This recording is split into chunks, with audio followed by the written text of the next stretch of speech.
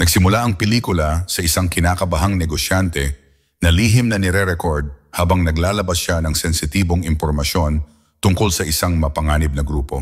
Pagkatapos ng kanilang meeting, bumalik siya sa kanyang sasakyan, ngunit bigla siyang binangga ng isang truck. Sinubukan niyang lumayo, ngunit itinulak ng truck ang kanyang sasakyan palabas ng parking garage. Kasunod nito, ipinakilala tayo kay Will Gerard na isang English teacher na nag-e-enjoy sa isang romantikong anniversary date kasama ang kanyang asawang si Laura Gerard, na isang musician. Habang nagdiriwang, nakita nila ang isang balita tungkol sa pagkamatay ng negosyante. Bagamat nagiging mas magulo ang lungsod, nananatili silang masaya, na tinapos ang kanilang gabi sa pamamagitan ng pagsasayaw kasama ang matalik na kaibigan ni Will, si Jimmy, ang punong guro ng paaralan, at ang kanyang asawa. Noong gabing iyon, pagkatapos ng gabi na magkasama, binigyan ni Will si Laura ng kwintas bilang tanda ng kanilang walang hanggang pagmamahalan. Kinabukasan pagkatapos ng trabaho, sinimulan ni Will at Jimmy ang kanilang karaniwang laro ng chess. Samantala natapos ni Laura ang kanyang pagsasanay sa orkestra nang biglang lumitaw ang isang lalaki, bumunot ng baril at kinidnap siya. Sa kabila ng kanyang pagsisikap na lumaban, marahas itong inatake siya sa backseat ng kanyang sasakyan. Samantala pagkatapos magpaalam kay Jimmy, nakatanggap si Will ng malungkot na mensahe sa kanyang cellphone at nagmamadaling pumunta sa malapit na ospital.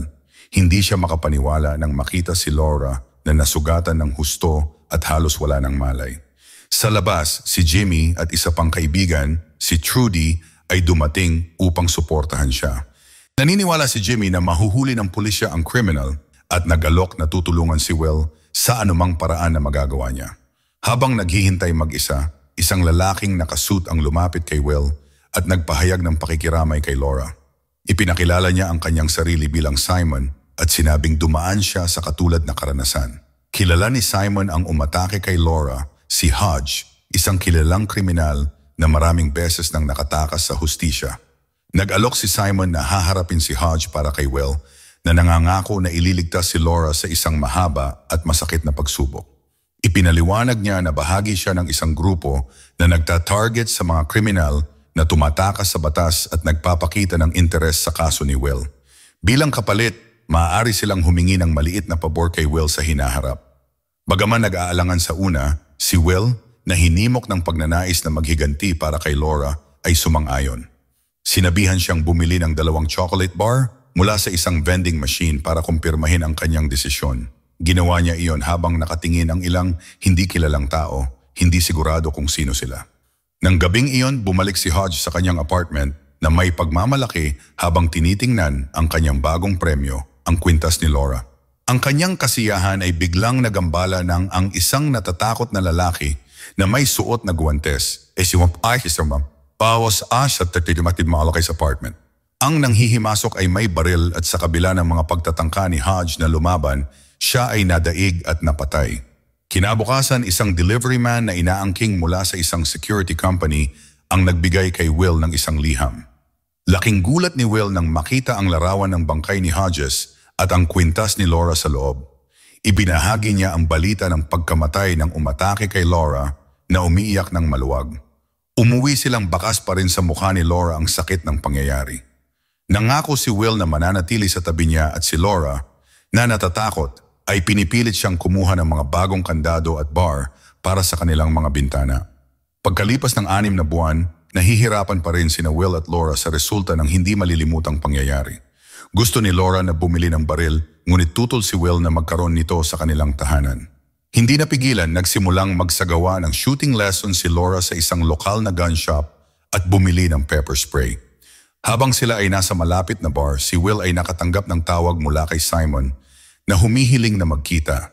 Inutusan siya ni Simon na pumunta sa isang tindahan, bumili ng isang pakete ng gum at lumabas sa likod ng pinto kung saan naghihintay si Simon sa isang kotse. Nag-aatubili, pumasok si Will sa kotse at binigyan siya ni Simon ng isang liham na sinasabi sa kanya na ilagay ito sa isang mailbox sa eksaktong 4:15 ng hapon. Kinabukasan pumunta si Will sa zoo ngunit nakatanggap ng tawag na nagsasabi sa kanya na buksan ang liham bago ito maihulog sa mailbox. Sa loob, nakita niya ang isang larawan ng isang lalaki kasama ang kanyang pamilya at isang cellphone number. Inutusan ni Simon si Will na bantayan ang lalaki at iulat muli ang pariralang, ang gutom na puting kuneho ay tumatalon. Nakita ni Will ang babae at ang kanilang mga anak at sinimulang sundan sila sa paligid ng zoo. Ngunit hindi niya mahanap ang lalaki. Kinabukasan, laking gulat ni Will nang makita ang cellphone number na nakasulat sa pisara sa kanyang silid-aralan. Galit na tinawagan niya si Simon na naghihintay sa labas ng paaralan. Tumanggi si Will na magpatuloy sa pakikipagtulungan kay Simon dahil sa pagsalakay sa privacy niya, ngunit inalis ni Simon ang kanyang mga alalahanin at ipinaalala sa kanya ang kanilang deal. Nang maglaon, nakilala ni Will ang isang lalaki na nag-abot sa kanya ng isa pang liham bago umalis. Sa loob, nakita ni Will ang mga dokumentong nag-aakusa sa kanyang target na isang wanted criminal. Pag-uwi niya, nakatanggap si Will ng isa pang tawag mula kay Simon na nag-utos sa kanya na patayin ang kanyang target sa pamamagitan ng pagtulak sa kanya mula sa isang tulay sa kanyang karaniwang ruta. Sinubukan ni Will na tumanggi, ngunit hindi siya pinansin ni Simon at ibinaba ang tawag. Kinaumagahan, naramdaman ni Laura na may mali, ngunit nakaramdam siya ng pagkakasala. Sinisiguro ni Will na maayos ang lahat bago pumasok sa trabaho. Sa labas, nalaman niyang nabutas ang mga gulong ng kanyang sasakyan, kaya napilitan siyang sundin ang mga tagubilin ni Simon at sumakay sa bus. Pagdating ng bus sa overpass, nagpasya si Will na hindi bumaba at nagpatuloy sa trabaho. Pagkatapos ng trabaho, sinusubaybayan siya ni Simon na nagpapaalala sa kanya ng kanilang kasunduan, ngunit tumanggi si Will na gawin ang anumang mga utos ni Simon. Iginiit na hindi siya isang mamamatay tao. Sinabihan niya si Simon na iwanan siya bago umalis. Nang gabing iyon, habang nasa labas sina Will at Laura para sa hapunan, hindi inaasahang nagpakita si Simon na nagpapanggap na isang dating katrabaho ni Will. Sa kabila ng pagtatangka ni Simon na sumama sa kanila, iginiit ni Will na umalis siya. Nang mapagtanto ang kabigatan ng sitwasyon, umuwi sina Will at Laura. Doon, napansin ni Will ang mga magnet sa refrigerator na ngayon ay nakasulat na CH.US. Ginalugad niya ang apartment ngunit wala siyang nakitang kakaiba. Nagkunwaring papunta sa kanyang sasakyan, tinawagan ni Will ang numerong ibinigay sa kanya ni Simon. Nakarating siya sa isang punerarya at hiniling sa kanila na sabihin kay Simon na iwan ang kanyang pamilya ng mag-isa. Pag-uwi ni Will, nakita niyang bahagyang nakabukas ang pinto at napagkamalan ni Laura na nasa loob siya. Sa refrigerator, ang salitang choose ay nakasulat na ngayon gamit ang mga magnet. Kinaumagahan, bumaba si Will sa bus sa overpass at nakita ang kanyang target na bumaba sa isa pang bus. Sinubukan ni Will na kausapin ang lalaki, ngunit ang lalaki na kinakabahan na ay naging agresibo at hindi sinasadyang nahulog sa gilid hanggang sa kanyang kamatayan. Nabigla, mabilis na umalis si Will sa eksena at sumakay sa kasunod na bus. Samantala, tiningnan ni Laura ang sasakyan ni Will at nakita ang kanyang kwintas sa compartment. Pagkatapos ay nakatanggap si Will ng tawag mula kay Simon na nagpapasalamat sa kanya sa pagkumpleto ng gawain at sinabi sa kanya na tapos na ang kanilang kasunduan. Sa paaralan, nakita ni Will ang dalawang mag-aaral na nag-aaway at nauwi sa paghagupit sa isa sa kanila na humantong sa 3 linggong pagkakasuspinde. Pag-uwi niya, hinarap siya ni Laura tungkol sa kwintas, ngunit tumanggi si Will na magpaliwanag. Galit na umalis si Laura para sa kanyang pag-iensayo. Hindi nagtagal, 2 detective ang dumating sa pintuan ni Will at inaresto siya dahil sa pagpatay. Sa pagtatanong, itinanggi ni Will ang anumang pagkakasangkot sa krimen. Ipinakita sa kanya ng mga detective ang surveillance footage mula sa overpass kung saan makikita sina Will at ang biktimang si Alan Marsh na dumating sa lokasyon. Ngunit ang camera na nakakuha sana ng pangyayari ay hindi gumagana. Ipinakita rin nila sa kanya ang isang video mula sa cellphone ni Alan na nagpapakitang sinusundan ni Will ang pamilya ni Alan sa zoo. Nalaman ni Will na si Alan ay isang investigative journalist. Dahil tila wala siyang laban, humingi ng abogado si Will, ngunit tumanggi ang tenyente at sinabing hindi pa formal na sinampahan ng kaso si Will. Pagkatapos ay tinanong ng tenyente si Will ng sunod-sunod na kakaibang mga tanong na nagtatapos sa isang tanong tungkol sa gutom na kuneho. Pagkatapos sumagot ni Will, pinayagan siya ng tenyente at binalaan siya na umalis sa lungsod bago siya matunto ni Simon. Pagkatapos ng kanyang rehearsal, sinubukan ni Laura na tawagan si Will, ngunit sinagot ng pulis ang kanyang telepono. Nagmamadali si Will sa isang payphone at nag-iwan ng mensahe kay Trudy para kay Laura na nagsasabing makikipagkita sa kanya pagkatapos ng kanyang rehearsal sa susunod na araw. Pagkatapos ay pumunta siya sa kanyang pinagtatrabahuhan upang matuto ng higit pa tungkol kay Alan at natuklasan ang detalye tungkol sa lamay ni Alan. Nang sumunod na araw, pumasok si Will sa rehearsal venue ni Laura at nakuha ang kanyang atensyon. Ipinaliwanag niya ang buong sitwasyon at si Laura na napagtanto kung gaano ito kaseryoso ay nag-alok sa kanya ng pera at isang baril na binili niya noon. Nang makita nila ang mga pulis na dumating sa rehearsal venue, mabilis na tumakas si Will. Sa lamay ni Alan, nagawa ni Will na nakawin ang ID ni Alan.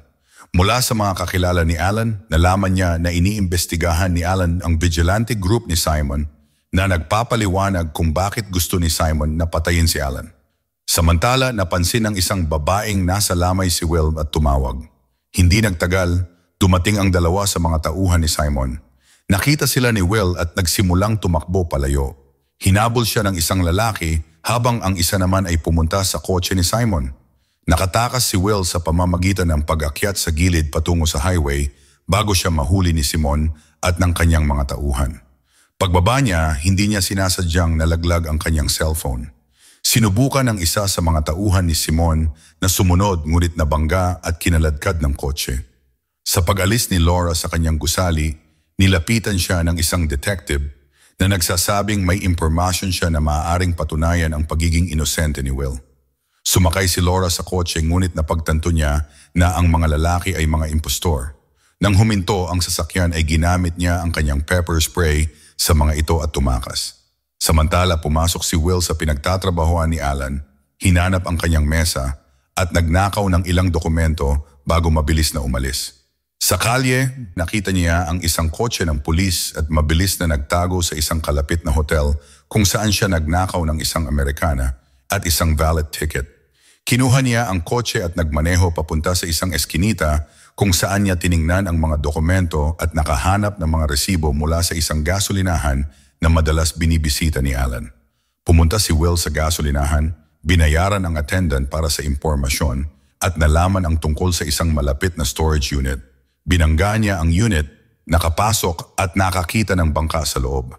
Habang ginagalugad niya ang bangka, dumating ang isang nagbebenta ng pahayagan sa gasolinahan na nagpapakita ng mga balita na may larawan ni Will sa front page bilang isang wanted criminal. Sa bangka, nakahanap si Will ng isang kahon at pinilit itong buksan. Pag-alis niya, nakita niyang dumating ang mga pulis at mabilis siyang tumakbo palayo. Sinubukan niyang tumakas mula sa kanila sa isang mabilis na paghabol sa lungsod. Sinusubukang takasan sila sa isang tawiran ng tren. Ngunit nang hindi ito gumana, diretso niyang hinarap ang mga pulis na nagdulot ng banggaan. Bagamat hindi nasaktan ang mga opisyal, muling nakatakas si Will. Humanap siya ng isang eskinita, nagplay ng DVD mula sa lockbox na nagpapakita ng isang panayam na isinagawa ni Alan sa isang lalaki mula sa simula ng pelikula na tinatalakay ang grupong vigilante. Makikita rin sa footage ang pakikipagkita ni Simon sa kaibigan ni Will na si Jimmy.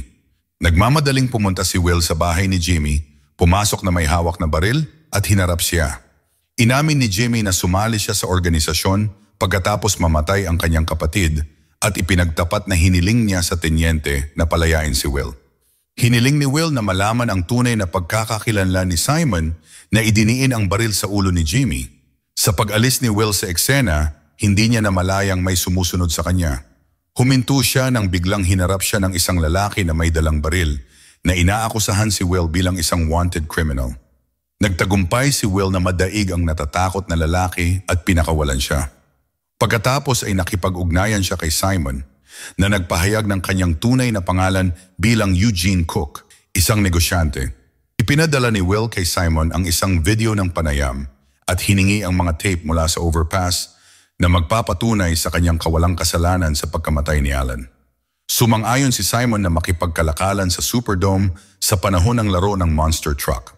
Samantala, binisita ni Jimmy si Trudy na nagpapanggap na tinutulungan si Laura, ngunit sa halip, nasubaybayan niya ang lokasyon ni Laura at ang mga lalaki ay pumasok sa silid.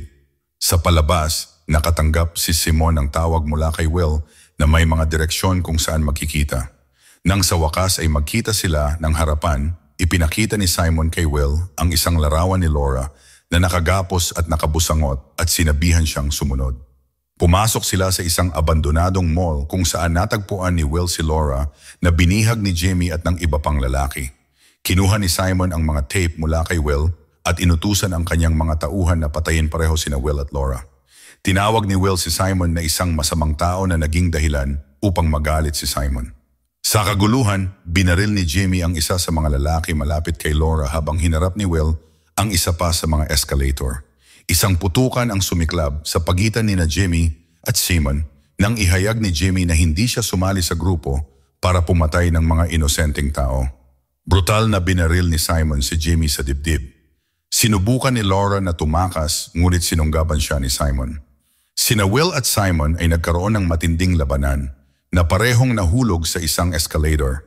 Nakabawi si Simon at babarilin na si Will, ngunit pumagitna si Laura na pinatay si Simon sa isang putok ng baril.